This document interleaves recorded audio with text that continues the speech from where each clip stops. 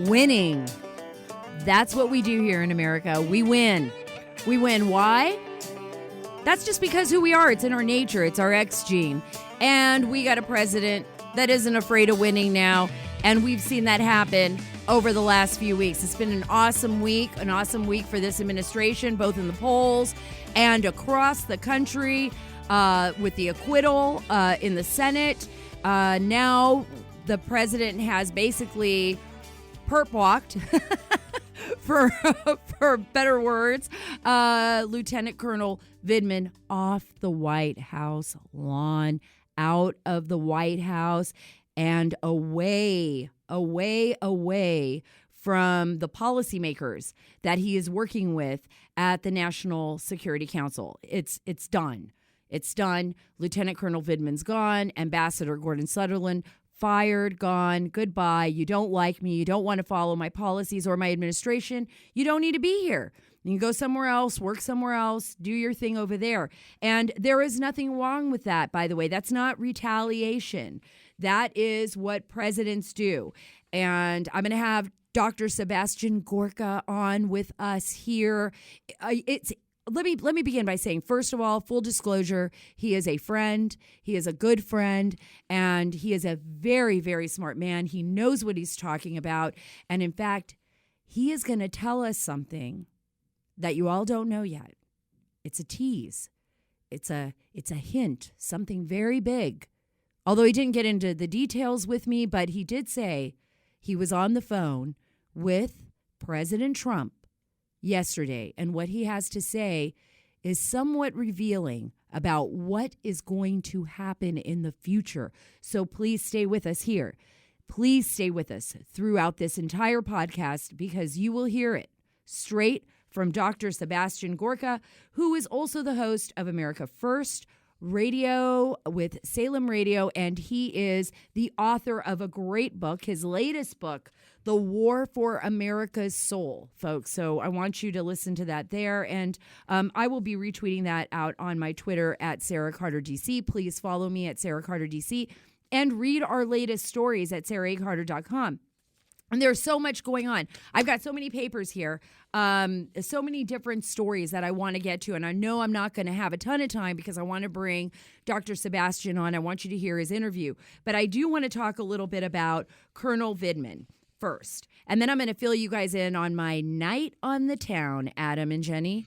My night on the town, because I was on Steve Hilton's show when we were filming in New York City, this time not in L.A., and I will fill you guys in a few minutes after I get to Vindman, about why I only slept 3.5 hours. Yes, I am operating off of very little sleep, so anything can happen here. I don't know how you do it. I don't know how I do it either. You know what? Why don't we tease them with one clip? Because I'm just going to just jump all over the place right now. So before we get to Vindman, I just want you guys to hear this clip. And it is Joe Biden. And it is the clip number 6. Play number 6. And I've loved kids jumping on my lap. What the heck? You said you wanted a tease. I did. All right. Here's the whole thing. All right, the whole thing, because that just doesn't make. And by the way, I sit on the stand, and it get hot. I got hairy legs that turn turn blonde in the sun, and the kids used to come up and reach in the pool and rub my leg down so it was straight, and then watch the hair come back up again. They'd look at it. So I learned about roaches. I learned about kids jumping on my lap. And I've loved kids jumping on my lap. Okay, I don't even get it. I don't know what the roaches have to do with the kids. There's so much wrong with that whole clip. So wrong. Just so wrong. And if President Trump would have said that, seriously, it would have been the 25th. We've got to go into the White House. We're going to remove him. I mean, it's so crazy that the mainstream media has not even focused on all of the crazy antics of Joe Biden former Vice President Joe Biden. It's actually kind of scary, actually. I mean, some of the things. Now, I'm teasing a little bit about what we're going to be discussing with Dr. Sebastian Gorka. That's one of the clips that we're going to use. I don't know whether to laugh, whether to hide under my desk, what I'm supposed to do. Dr. Gorka had a really good point on that. I think everybody will appreciate. Oh, I do too. I think it's really important that we think about this, like, what is this man saying? It was funny because I bring this up really quick because last night on Steve Hilton's show, it's such a great show, and we were out there discussing all of these issues. You know, Steve was saying it's going to be kind of sad when Joe Biden leaves the race in a weird way because we're so used to these antics, you know. They become a part of the genre, I guess, of the Democratic Party. We're all laughing about it, but on a serious note, something's wrong there. Something's wrong when you have the former vice president yelling at potential voters, calling them liars, saying these off-the-cuff things. What do you think, Adam? You'll hear the clip coming up here as the listener. I hope you guys enjoy what Dr. Gorka has to say. But he really takes a different stance where it is funny and it's fun to poke, but it's concerning. Yeah, you got to stop and think about it, right? You got to think about what's going on there. Now I want to go back, finally. I'm segueing back to Lieutenant Colonel Vindman. He was not the only one walked off of the NSC. There were 70 Obama holdovers from the National Security Council that were also removed. And this is the new National Security Advisor, Robert O'Brien. So basically, Robert O'Brien he's just cutting back. I mean, this NSC had over 420 people. I want you guys to think about this. We discussed this later on in the interview too. But 420 people, 420 holdovers that are from the Obama administration that were inside the White House during these last years since 2016. And some of them actually we know now based on fact, based on the Senate trial and during the House hearings, we know for a fact that they were undermining the president's policy and at all directions. And you wonder where all of these leaks came from, by the way. The president's private phone calls with, like, the president of Mexico and with other world leaders. This is where it came from, because there are very few people with access to this type of classified information, and it was emanating from the White House. So they are cleaning house now, as so to speak, before the 2020 presidential election this November. So the House is being cleaned, and this is very important. And it's something that I believe should have been done, needed to be done, actually at the very beginning of his presidency. And it wasn't, okay, so we've dealt with it. He actually gave everybody there a chance to do their job and work with his administration and his policies. And look, if you don't agree with him, you don't have to. That's, your job, though, is to work for the president, is to follow through with the president's final wishes. You can disagree, you can bring up your point, but when the president makes a decision, he makes a decision. So they did not, and the president has every right to move these people out.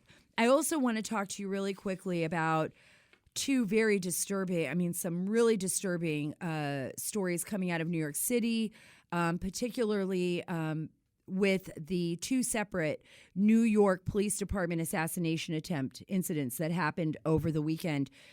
So we have two New York police officers stationed in the Bronx that were shot and injured overnight in separate incidences this past weekend. Yeah, well, I mean, when I came in on Sunday, I believe the incident happened Saturday night, right, Jenny? It was it a Saturday night incident where they were actually targeted?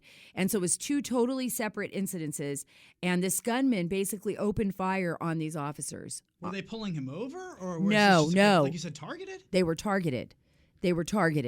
And so thankfully, yeah, it was Saturday night. So it was really horrifying to think that our law enforcement officers that have done so much, do so much for our nation. They put their lives on the line. They patrol our communities. They are the first line of defense against everything. And especially in New York City, where there's so much coming at them.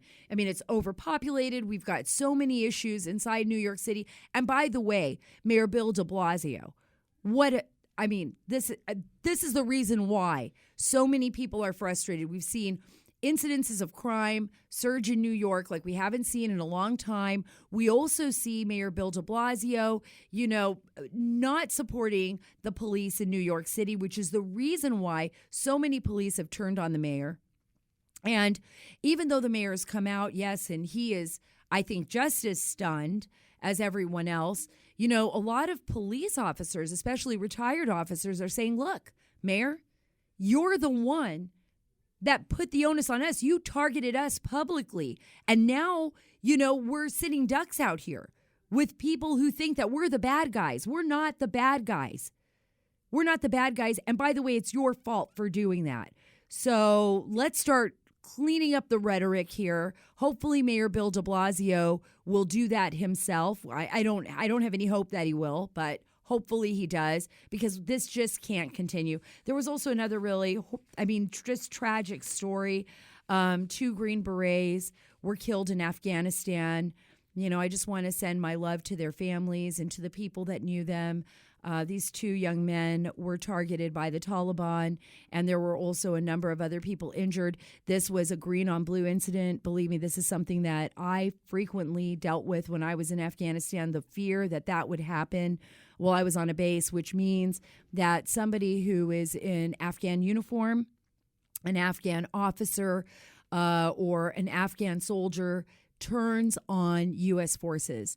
So it's always, when this happens, it's always unexpected. It's always tragic. So that's somebody that they trusted, and then absolutely, it's horrible. It's really horrible. So usually it's somebody that the Taliban has really, brought into their side. Sometimes these soldiers actually, when they join, they're already members of the Taliban or already members of some group that... What processes do these soldiers go through in order to find trust in somebody in that situation?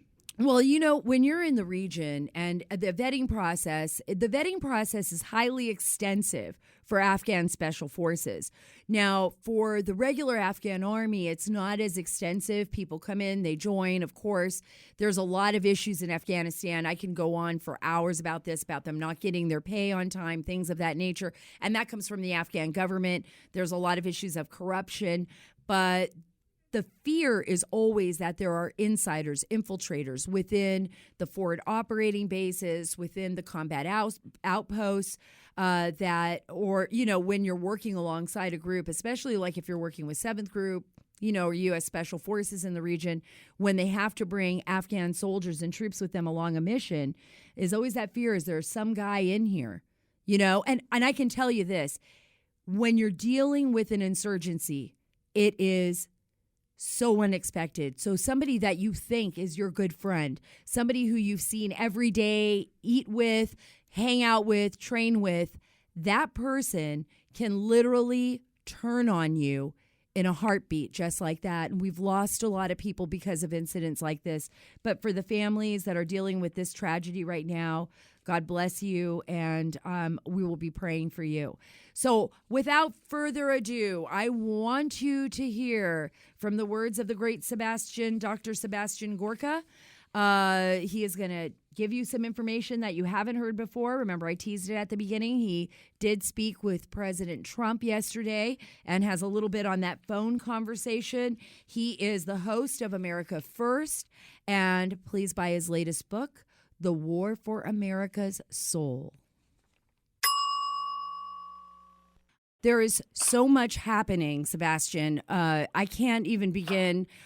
I was thinking back to 3 years ago, and when we first started on the Russia hoax, you and I talking about these stories and waiting for these investigations to culminate and to expose the truth. And I thought, it can't get any bigger than this, but it has. And over the last 3 years, we've not only seen the Russia hoax exposed for what it was, but then we see this impeachment scandal, this impeachment sham, now exposed for what it was, a sham, and the president has been acquitted by the Senate. And now we're watching the Democrats implode on themselves. And I wanted to get your take on what's going on here. First, everybody who is committed to the truth and to the founding principles of this republic owes you a great debt of gratitude, because you held the line. You never gave in to the pressure. The fact is, you've been telling the story of the Russia hoax since the get-go. So, it's very exciting for you to have your podcast, your webpage, and really keep doing what you do. In a nutshell, it's exactly what the president said in that fabulous presser from the White House last week after he was completely acquitted.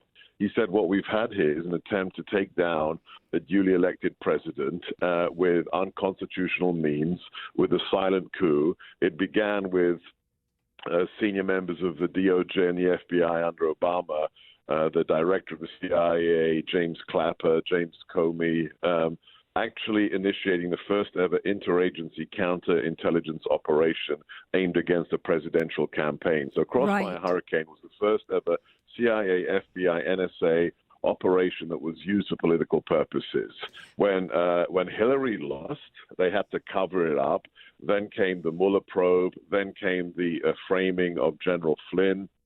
And then when that failed, after more than $30 million wasted, they came up with this absurdity, this fake whistleblower, Eric Ciaramella, and then Colonel Vindman, who was, thank the good Lord, escorted off the White House compound last Friday.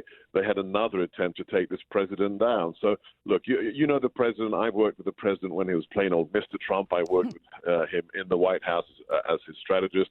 The only crime he ever committed was defeating Hillary fair and square, and that's what the deep swamp and the Democrats will never forgive him for. But if you look at what's happening right now, it's so ironic. The Iowa caucus, we still don't know the results. It's a disaster, and the president, according to the latest Gallup polls, is more popular than he has ever been since the inauguration. So it's absolutely the ultimate boomerang. It's just backfired. Well, you brought up such a great point, because the polls really are showing this extraordinary support. If you look at the economy, in just the economy, there are right now polls out there showing that over 63% of the American people are satisfied and happy with the economy. That's extraordinary, because that also has to include Democrats as well as independents. We're not just seeing this be as a Republican support, which he has extraordinary support within the Republican Party, but we're seeing it across the board, which is going to make it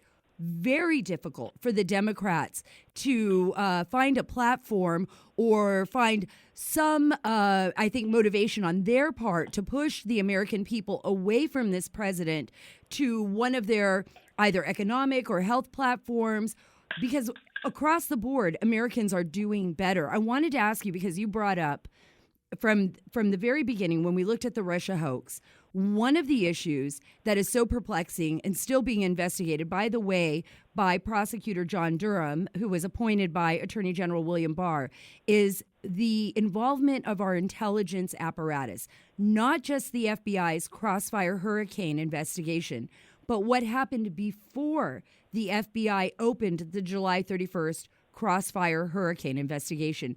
And a lot of people are now looking at timelines. Stefan Halper, what happened in England, what happened in Italy, how many of the campaign officials, some who you worked with, were roped in to this investigation by the intelligence apparatus before it was turned over to the FBI. What kind of role do you think John Brennan plays in this, Sebastian? Do you think that this investigation at the Department of Justice will finally be able to expose the truth of those people that were involved at the highest levels of government? I still have absolute faith in Attorney General Barr. U.S. Attorney for Connecticut, John Durham, has a sterling reputation not only of putting bad guys away, but putting bad guys with badges in prison because they're corrupt cops. So, these are exactly the people you want to have investigating Crossfire Hurricane. With regards to Brennan, I think it all generates. It starts with Brennan. The idea you had foreign operatives, you had this so-called FBI investigator. I've trained thousands of FBI agents, SOSs, and intelligence intelligence analyst. There's no such thing as an FBI investigator, especially one that is active in London under a pseudonym. So whether it's Azra Turk, whether it's Stefan Halper, whether it's Professor Mifsud, it is clear that Brennan had to be the man at the top who was initiating a foreign operation, who then told Comey to gin it up back home, and together they did something that we've never seen in American politics before: the targeting of a presidential candidate for political purposes and the attempt to insert intelligence assets into a political campaign. One last thing that's crucial to understand: the idea that a joint FBI, CIA, NSA operation occurred against a presidential candidate and his campaign without without a green light from the White House is absolutely impossible. So at the end of the day, the buck is going to stop with former President Barack Obama.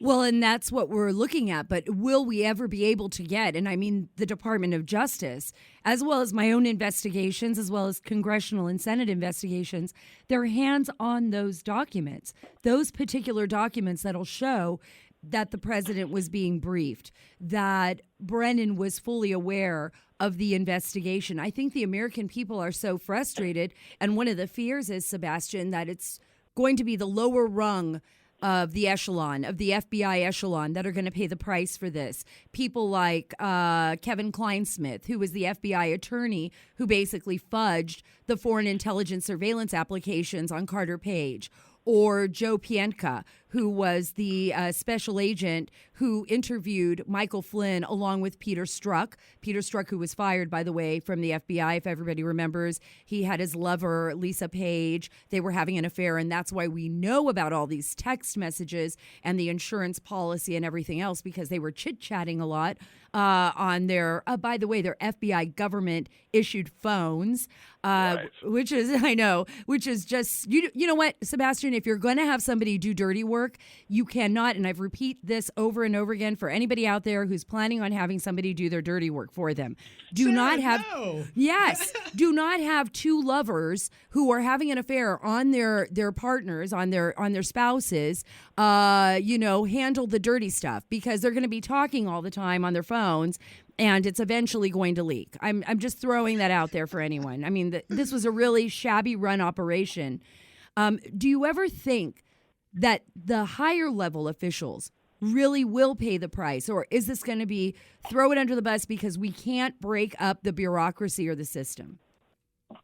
I don't think there's any ceiling when it comes to William Barr. I mean, remember, this man was already Attorney General. He didn't need this job. There's only one reason he took this thankless task, and that's to clean the Stygian stables that was the Department of Justice that we inherited when we came into the White House. So, yeah, look, I don't think you're necessarily going to find a fax document or an email where Obama says, hey, guys, let's break the Constitution and break the law. I'm not sure there's going to be a smoking gun, but I think that there's no limit to the determination with which Barr will take this all the way to cabinet level members. And I think it's very clear that it's agency directors, it's Comey, it's Clapper, it's Brennan, and these are the people that have to pay the price. Again, we're conservatives, so we don't believe in kangaroo courts. We don't do to guilty people what the left does to innocent people like Judge Kavanaugh.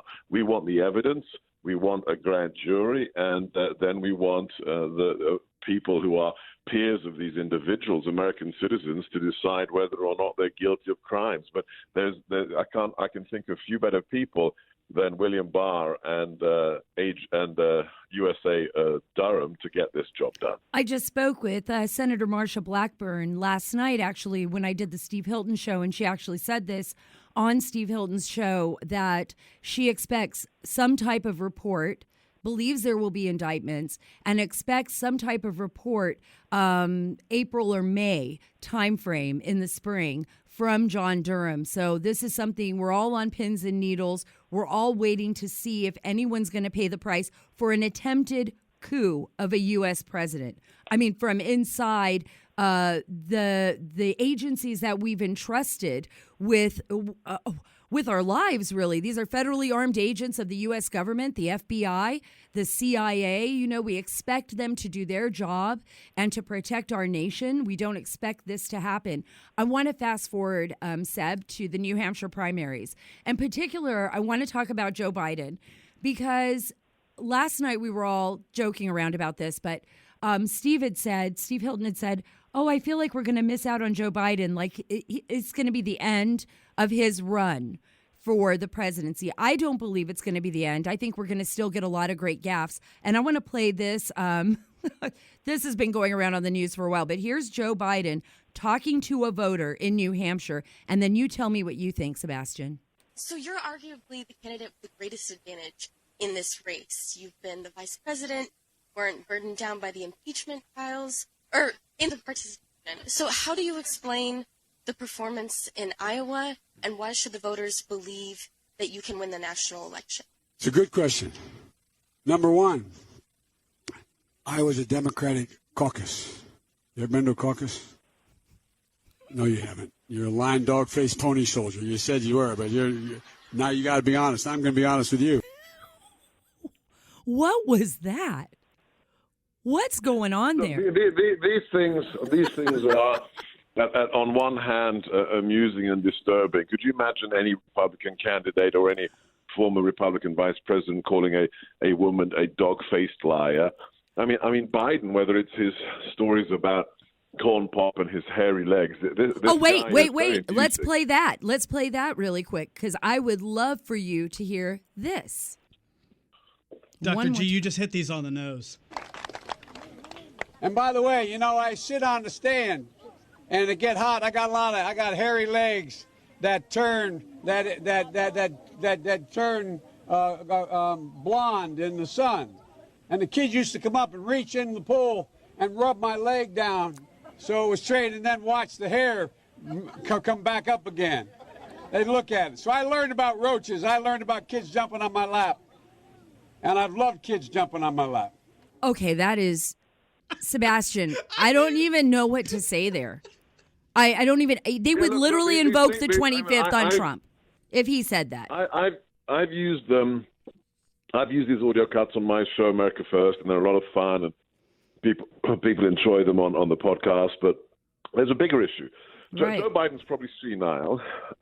He probably doesn't know what state he's in half the time. True. But the bigger story is that this is one of the most corrupt men and one of the most corrupt families in modern U.S. politics. If I had Peter Schweitzer on my show recently. If you read Peter Schweitzer's new book, Profiles in Corruption, it's phenomenal. He gives all the details, not just Hunter Biden and Joe Biden, but Joe Biden's brother and 3 other members of the Biden family who have directly profited from this man being a senator and then a vice president. So this is a man who openly, you know, that audio is remarkable as well, openly at a public event not too long ago, admitted and then laughed about extorting the Ukrainian government when he said, I told the president of Ukraine, if they don't fire that prosecutor who has happened to be investigating his son, Hunter Biden, then I'm not going to give him the $1.2 billion in USA because I'm the vice president. And son of a gun, what happened? Six hours later, they fired the prosecutor. A true quid pro quo. Right. This is a real quid pro quo, because this wasn't just about corruption in Ukraine and withholding funds. His son was actually sitting on the board of Burisma, making literally over $60,000 a month from 2014 to through 2019 on the board of Burisma, which was considered a corrupt company in Ukraine and was under investigation. So I don't even know how you explain that. One of the most corrupt companies in the third most corrupt country in the world, and the vice president's son is on the board, never been to the Ukraine, and never worked in the gas or energy sector. That's swamp. That's corruption. Do you think this is what the American public is so frustrated about, Sebastian? They are just so frustrated with a two-tier justice system, their inability to feel like there's going to be equal treatment under the law. I think especially after what happened to President Trump. And now what we see with what we know was happening within Ukraine with the Bidens. They see this two-tiered system, and they see a Justice Department that was weaponized against what was political opponents. They also see an FBI that was weaponized and an intelligence apparatus that was weaponized. Do you think the American people are just frustrated? They really won't believe that anything is fixed unless there are indictments. Look, I don't know if most American people are like you and I. I think, we're political junkies. We follow this stuff. This is our profession. I've got a 3-hour radio show every day. You've got all your appearances on Fox. You do your investigative writing, your website, your podcast. All Americans want our justice system to be fair and for Lady Justice to be blindfolded. But I think, most people who are outside the bubble of D.C. or the metropolitan areas just look at the last 3.5 years and see a president who's revitalized America, whether it's the lowest unemployment since 1969, highest employment figures for women on record, the lowest unemployment for Hispanics and blacks since record-keeping began, the wall being built, the ISIS caliphate gone, the signed USMCA deal with Canada and Mexico, the fact that we've got a phase one trade deal with China, the fact that the stock market, let's just talk about the economy.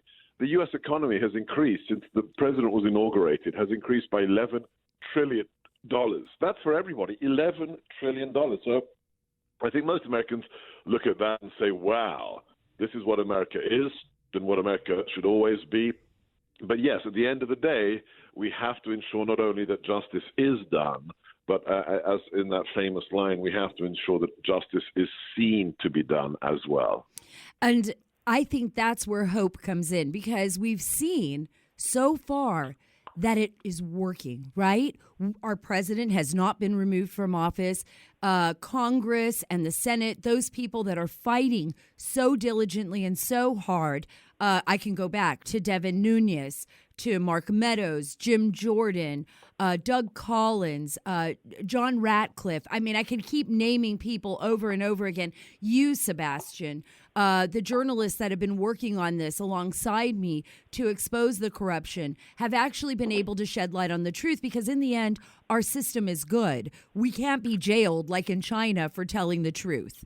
We can speak our minds, and as long as the facts bear fruit and people see it for what it is, they can't take us away. They can't shut down our voice. And I think that's one of the most important points, because I do think sometimes it feels hopeless.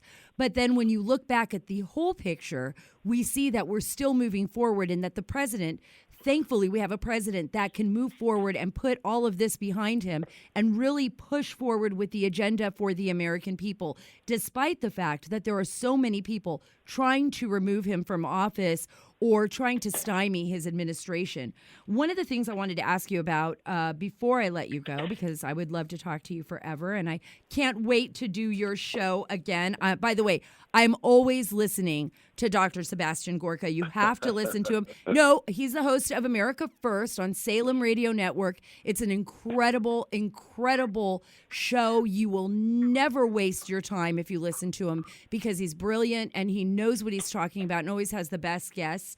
And I don't want people to forget, too, your latest book, The War for America's Soul. It is the War for America's Soul. You have to read it. If you want to know what's going on inside the swamp, inside the system, read Dr. Sebastian Gorka's latest book, The War for America's Soul. You can find it on Amazon and everywhere, Barnes & Noble, wherever you want.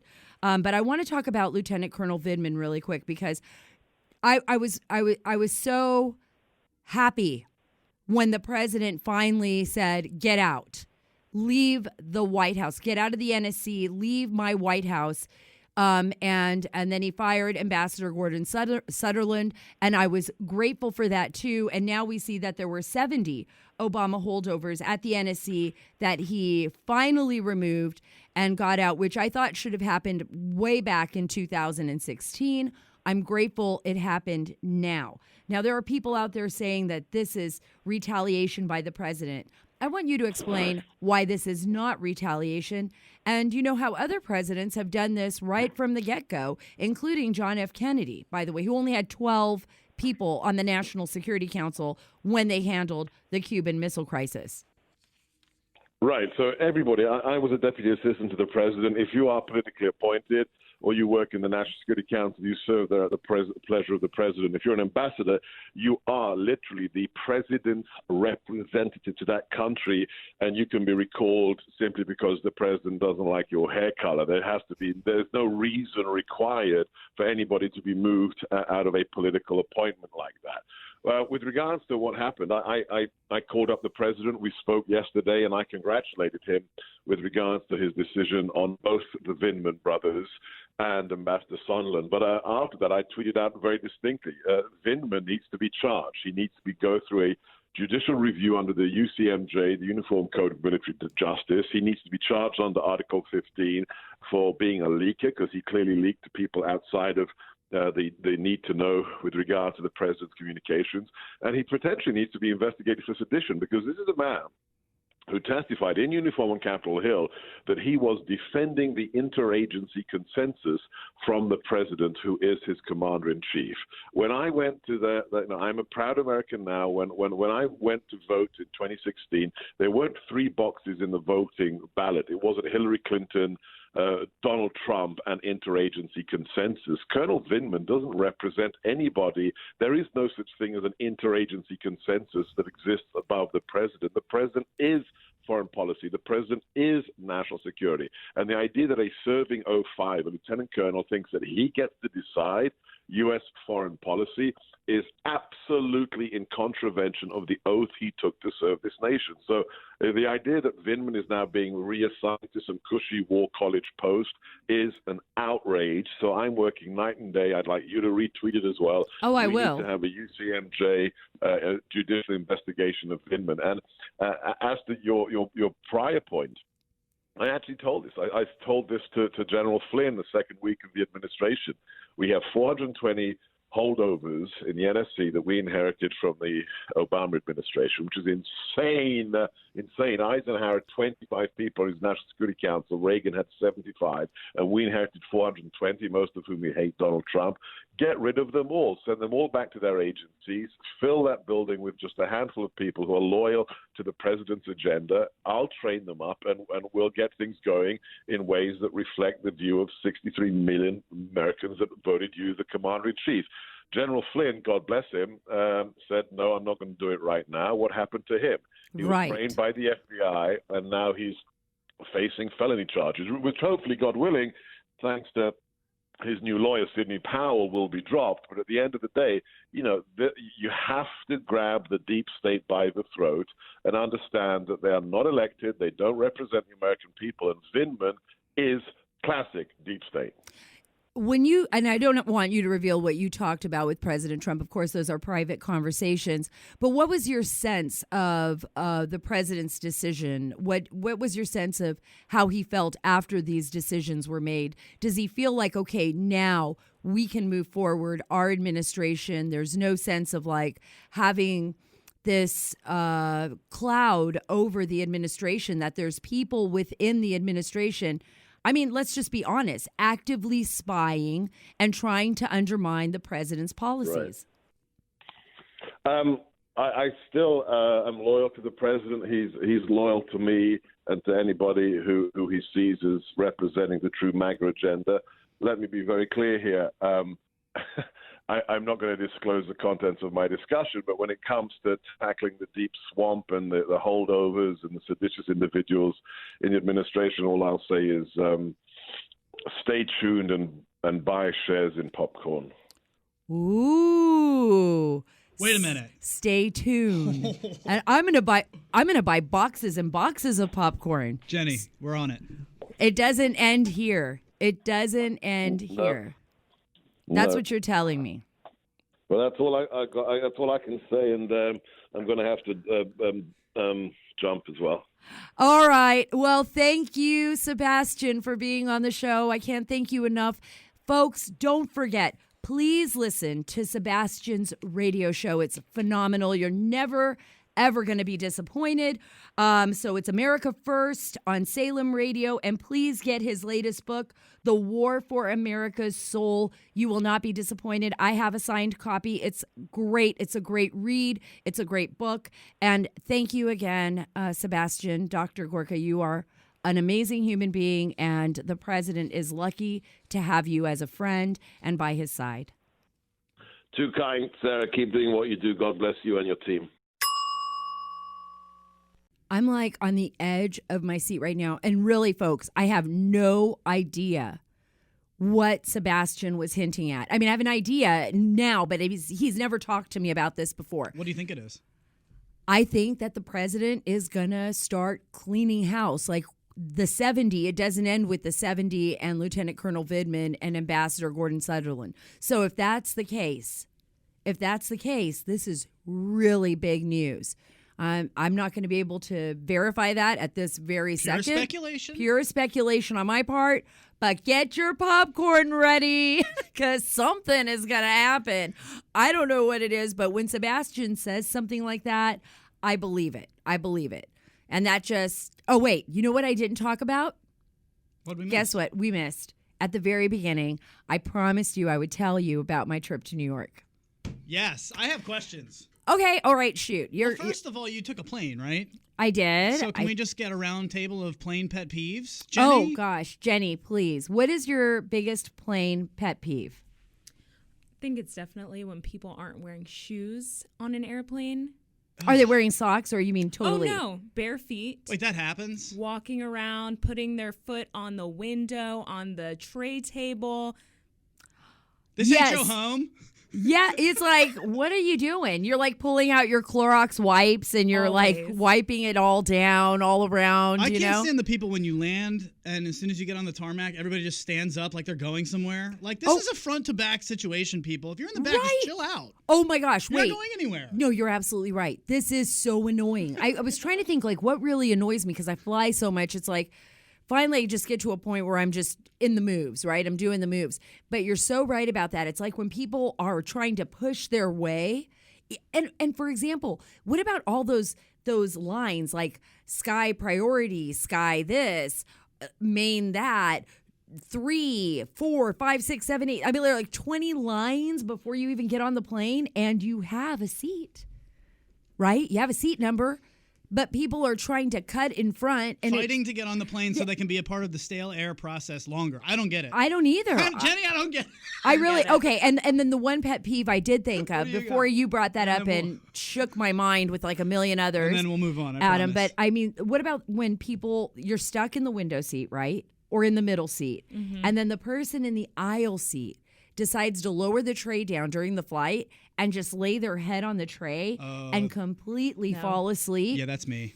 And I do that. Called out. I do that all the time. But I feel terrible. I don't want to have to push the person out to go to the restroom. No, so can I ask you, would you be okay with me doing this? I always say, hey, listen, I'm going to pass out. If you need to get out, just smack me. Yes, that is That's awesome. okay, right? That's good. All right, we're good. That's good. Okay, so we got that off our chest now. That's good. But how was New York? You had a good time? Yeah, I had a great time. You know, I love doing Steve Hilton's show. It's awesome. I go once a month to LA to do the show. So it was actually a really nice break right here to do it in New York City because it's an hour flight. It's not that long, a little bit more than an hour if you take in the airport and everything else. But we had a great time. The only thing I kind of regret, now I do regret this, but I rarely have those moments without kids, where I can just sit with adults and have a nice conversation at a pub, right? With maybe a beer, little drink, and just talking to friends. But I knew I was going to regret it because I had to be up at 6 a.m. Thanks, Jenny. Thanks. You're welcome. Thanks a lot. I think she did that on purpose. And I had to be up at 6 get you a.m. in here. I know, because I had to be here for the podcast. We got stuff to do, okay? Yeah, I know. But I was up. I probably slept like 3.5 hours because even when I got back and we were all chit-chatting and talking, and by the way, the great Senator Marsha Blackburn was there and not with us having drinks. She did not partake in any of that, but on set, and it was wonderful talking with her. But the thing is I realize, wow, I'm not as young as I used to be. and I am exhausted now. Well, you pulled it together all day today. Thank you. And well, thank you. I have to say, Jenny and I were talking before the show because we've been starting to pull up we've been posting Instagram clips, and we're posting on YouTube now. If you want to see Sara, if you're a listener, but you want to see this whole show, you can catch it on her YouTube page. Just search for Sara Carter. But we have been on Instagram and doing a lot of things. And That's right. And I never talk about Instagram, but I should because I love the platform. I'm starting to use it a lot more now. As you can see, I posted the picture of the squirrel that I saved. By the way, update on the squirrel story. I saved this poor little squirrel. You can see it there. It's so cute. Oh, it's not a squirrel. It's a chipmunk, actually. It's a little chipmunk. I ran it out of the house. My cat brought it in. And the next day, my cat Barry brought that. I'm sure it was the same squirrel. This is not a good look for Barry. No, brought that same squirrel back, and it was not alive. So this was a really Instagram, sad please. story. All right, we got comments from Instagram. Okay, we have jungle music, Adam. Why not? This is all new. Jungle music. So a couple people just want to know what the podcast is called, where they can find it, and of course we try to respond to everybody. The Sara Carter Show. Absolutely. At the Sara Carter Show, and you can find it on any platform. You can go to Apple, you can go to Spotify, almost anywhere. You can find it on my page, SaraCarter.com. Go to SaraCarter.com. You can find all my podcasts there as well. Or you could just comment along with Jason K, who says, Sara is a clickbait clown. Too bad she aged out of Fox. Thoughts and prayers. Ooh, oh, really? I don't even know. That guy, whatever. See ya. I'm glad you brought that one up because You're like everything but a clickbait clown. Oh, I know. That guy, we had to hear it public, right? Because I had to be able to say, it's okay. It's your opinion. But for every roll it off my bad shoulder. one, there are like 1,000 good ones. Beautiful I radio know. show. Love it. Love hearing your commentary. You need to have your own show on Fox News. You need to have your show. Well, here's the thing, folks. Look at that. We do have our own show, and it's right here. Right here at the Sara Carter Show. And yes, you will see me every night. I am a contributor on Fox News. I love being there. I love my Fox family. It's a great place to be. And I love being here at the Sara Carter Show with Adam and with Jenny Terre. And Jenny, by the way, she works incredibly hard. She always has stories up on SaraCarter.com and does a remarkable job with that. And by the way, America, you are the reason for the season. I love you. I love you. I love you. I love my country. I love the way I feel. I feel so blessed to be able to do what I do and to share stories with you about my life and to share those news stories that are developing throughout the day. Please go to SaraCarter.com. Follow me on Twitter. And yes, on Instagram at SCarterDC. Go to Instagram. I never talk about that enough. Again, thank you. I love you, America. We are taking the story back.